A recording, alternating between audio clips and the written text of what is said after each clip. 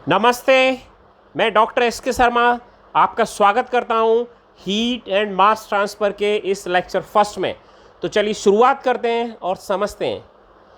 Introduction. First and foremost requirement of heat transfer is temperature gradient.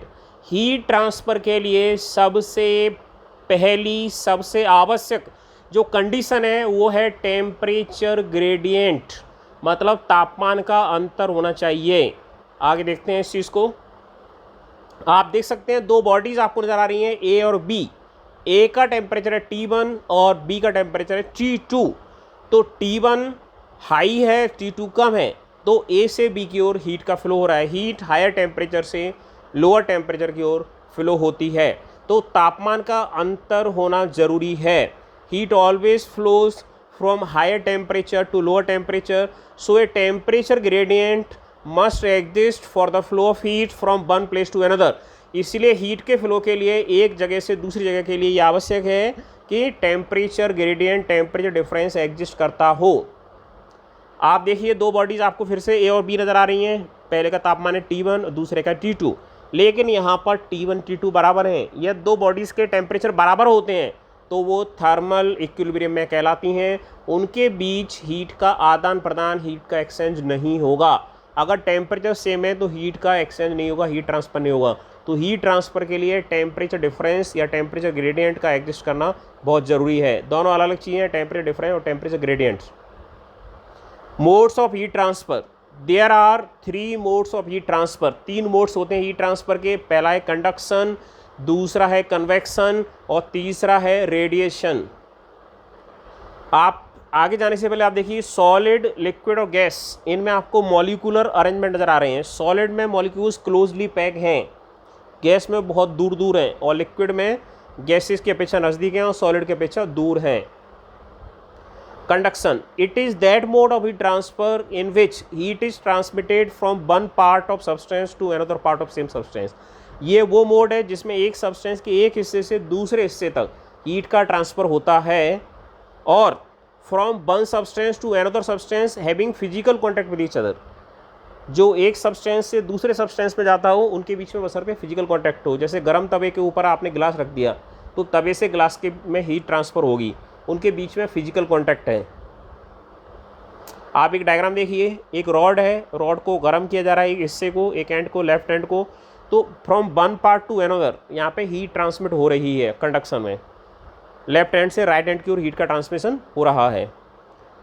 No appreciable displacement of molecules occurs in this case. सबसे महत्वपूर्ण point है कि conduction में molecules का movement नहीं होता। मॉलिक्यूल अपनी ही जगह होते हैं, एक जगह से दूसरी जगह मूव नहीं करते हैं। Conduction takes place in all states of matter, solids, liquids and gases, but solids are best for conduction while gases are worst।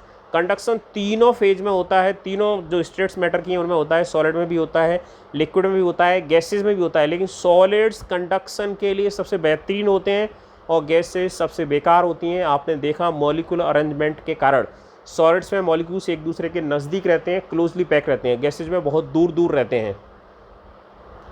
Main cause of conduction in solids can be listed as below. Conduction का जो मुख्य cause है, कारण है, वो क्या है solids में। पहला है लैटिस वाइब्रेशन। इसका मतलब एक मॉलिक्यूल ने हीट ग्रहण की और उसकी इंटरनल एनर्जी बढ़ गई, इंटरनल एनर्जी, और वो अपनी ही जगह पे वाइब्रेट कर रहा है, अपने पड़ोसी मॉलिक्यूल्स को हीट ट्रांसमिट कर रहा है। दूसरा by transport of free electrons. जितने भी मेटल्स हैं उनमें फ्री इलेक्ट्रॉन्स रहते हैं, फ्री इलेक्ट्रॉन्स के कारण ही वो गुड कंडक्टर ऑफ इलेक्ट्रिसिटी होते हैं, करंट उनमें फ्लो हो पाता है, और उसके कारण वो गुड कंडक्टर ऑफ हीट भी होते हैं। मतलब इलेक्ट्रॉन जो फ्लक्स है वो एक जगह से दूसरी जगह तक हीट को कैरी करने का काम भी करता है, हीट को ट्रांसफ़र करने का काम भी करता है। Convection. It is that mode of heat transfer where one portion of fluid mixes with another. यहाँ पे एक जो है पोर्शन है वो दूसरे पोर्शन से मिक्स हो जाता है। जैसे आपने एसी वाले कमरे का गेट खोला तो बाहर की गर्म एयर अंदर की ठंडी एयर से मिक्स होगी, तो हीट ट्रांसफ़र किससे हुआ? फ्लूइड के बीच में मिक्सिंग हुई, उसके कारण से हुआ।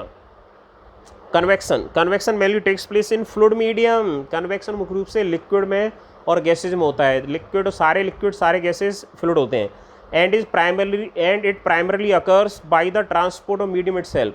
और ये मीडियम के ट्रांसपोर्ट के कारण होता है। अभी जो आपको एग्जांपल दिया एसी वाले कमरे का, अगर आप एसी वाले कमरे खुले रखते हैं तो बाहर की हीट लगातार अंदर आती रहती है, हॉट एयर और कोल्ड एयर के बीच में मिक्सिंग होती रहती है।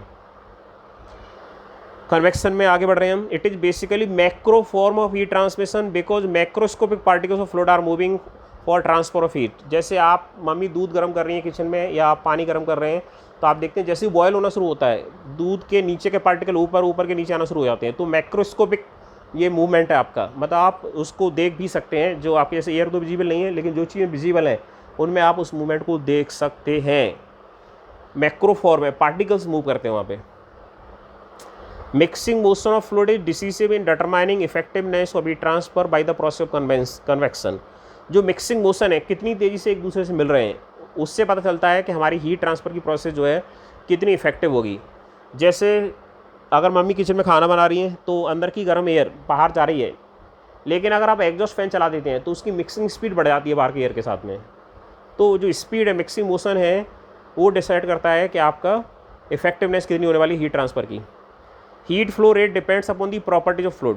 कन्वेक्शन में जो हीट फ्लो रेट है वो प्रॉपर्टीज ऑफ फ्लूइड पर डिपेंड करते हैं, जैसे उसकी थर्मल कंडक्टिविटी कितनी है, उसकी उसकी डेंसिटी कितनी है, उसकी स्पेसिफिक हीट कितनी है, उसकी विस्कोसिटी कितनी है, मॉलिक्यूल्स का साइज कैसा है, वो बीसीसी स्ट्रक्चर है, ये तो बीसीसी और एफसीसी की बात हम सॉलिड से करने वाले हैं, तो मेनली उस पर डिपेंड करने वाला है, किस पे, प्रॉपर्टी ऑफ फ्लूइड पर डिपेंड करता है ये।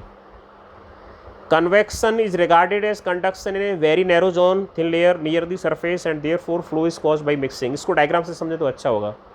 आप देखिए एक हॉट बॉडी है, उसके पास एक पतली लेयर है हमें एयर की, तो उस लेयर में क्या हो रहा है, जो हमें मानते हैं कि काफ़ी नज़दीक है मॉलिक्यूल्स, तो वहाँ पे कंडक्शन हो रहा है बहुत छोटे जोन में। ये अपने समझने के लिए थोड़ा बड़ा बना दिया हमने, बहुत छोटा जोन है। तो हम ये मानते हैं कि जो कन्वेक्शन होता है वो एक नैरो जोन में, एक पतली लेयर में कंडक्शन है, उसके बाद मिक्सिंग हो रही है, ऊपर के एयर नीचे के एयर के साथ मिक्स हो रही है, उससे हीट का ट्रांसफर हो पा रहा है। Convection is of two types. पहला है फ्री कन्वेक्शन या नेचुरल कन्वेक्शन, दूसरा है फोर्स कन्वेक्शन। फ्री का मतलब है जैसे मम्मी, फिर से वही उदाहरण देंगे हम, किचन में खाना बना रही हैं तो अंदर की हॉट एयर बाहर जा रही है, अपने आप जा रही है, दैट इज़ फ्री कन्वेक्शन। लेकिन जब एग्जॉस्ट फैन चला देते हैं तो वो फोर्सफुली बाहर जा रही है, तो मतलब बाहर की एयर और अंदर के एयर के बीच में जो मिक्सिंग हो रही है वो फोर्सफुली हो रही है, दैट इज फोर्स कन्वेक्शन। तो फोर्स कन्वेक्शन में हमें एक फैन की या ब्लोअर की आवश्यकता पड़ती है। Radiation, it is defined as the mode in which heat transfer takes place through space और matter by means other than conduction और कन्वेक्शन। ये हीट ट्रांसफर का वो मोड है जिसमें कंडक्शन या कन्वेक्शन के अलावा तीसरी तरह से हीट ट्रांसफर होती है स्पेस में या मैटर में, उसे हम बोलते हैं रेडिएशन। रेडिएशन का एग्जैक्ट मैकेनिज्म अभी तक साइंटिस्ट को क्लियर नहीं है, इसलिए इसको इस तरह से डिफाइन किया गया है। It is assume to be of electromagnetic waves और quanta having similarity of nature with radio waves and light. ये माना जाता है कि रेडिएशन इलेक्ट्रोमैग्नेटिक वेव्स के फॉर्म में होता है या क्वांटा के फॉर्म में होता है, और इनकी नेचर जो है रेडियो वेव्स एंड लाइट से मिलती जुलती होती है। Every object in the universe radiates heat. इस यूनिवर्स के अंदर प्रत्येक ऑब्जेक्ट हीट रेडिएट करता है। Therefore, heat transfer by radiation takes place because hot body emits more heat than it receives and cold body receives more heat than emits। Hot body heat क्यों खो पा रही है, क्योंकि वो ज़्यादा खोती है, प्राप्त कम करती है, तो उसका तापमान गिरता चला जाता है।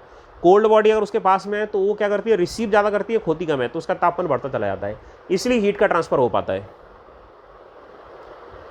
नेक्स्ट पॉइंट है radiation energy being electromagnetic in nature does not require any medium for it transmission and it can also pass through vacuum. Radiant energy को किसी भी मीडियम की दरकार नहीं है ट्रांसफ़र होने के लिए, और ये वैक्यूम से भी गुजर सकती है। Property of radiation energy are similar to light. इसकी जो प्रॉपर्टीज हैं वो लाइट से मिलती जुलती हैं, किसकी, रेडिएंट एनर्जी की। सम ऑफ दी प्रॉपर्टीज आर, क्या प्रॉपर्टीज है, पहला पॉइंट है it does not require material medium for propagation. ये लिख चुके हैं हम, इसके ट्रांसमिशन के लिए, प्रोपागेशन के लिए मटेरियल मीडियम की आवश्यकता नहीं है। सेकेंड प्रॉपर्टी है it is also reflected and it also obeys laws of reflection. ये रिफ्लेक्ट भी होती है, किसी सरफेस से, स्मूथ सरफेस से टकरा करके ये रिफ्लेक्ट भी होती है। आपने वो शीशा जो लिया है कई बार, जो मिरर है, उससे आपने किसी कागज़ को जलाया होगा रिफ्लेक्शन के द्वारा, आपने देखा हुआ है। या आप कभी आप देखते हैं कि आप बाइक से किसी दूर खड़े हुए हैं तो शीशे का रिफ्लेक्शन आप तक आता है, हीट का भी आता है वहाँ पे, तो ये रिफ्लेक्शन भी होता है इसमें, और ये रिफ्लेक्शन के नियमों का पालन भी करती है। रिफ्लेक्शन के नियम आपको पता है क्या है, incident ray, reflected ray and normal are in the same plane. दूसरा इंसिडेंट एंगल और रिफ्लेक्टेड एंगल आर इक्वल। तीसरा पॉइंट है it travels with speed of light 3 × 10⁸ metre पर सेकेंड। रेडिएशन जो है इस लाइट की स्पीड से ही ट्रेवल करते हैं, और लाइट की स्पीड आपको पता है 3 × 10⁸ मीटर पर सेकेंड है। Like light it also shows polarisation, refraction, diffraction and interference. ये लाइट की प्रॉपर्टीज आपने पढ़ी हुई, पोलराइजेशन या रिफ्रैक्शन या डिफ्रैक्शन, इंटरफेरेंस। जो लाइट में घटना घटती हैं वो रेडिएशन में भी घटती हैं। Wavelength of radiant energy is greater than light, therefore radiation is invisible to us. Radiant energy की जो वेवलेंथ है वो लाइट से ज़्यादा रहती है, इसलिए रेडिएशन एनर्जी हमें दिखाई नहीं पड़ती।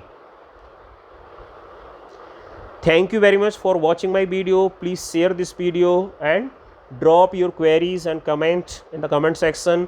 अगर आप किसी मनपसंद टॉपिक पे वीडियो देखना चाहते हैं तो भी आप बताएं, आपको वो वीडियो अवेलेबल कराया जाएगा। एक बार फिर से आपका वीडियो देखने के लिए बहुत बहुत धन्यवाद। जय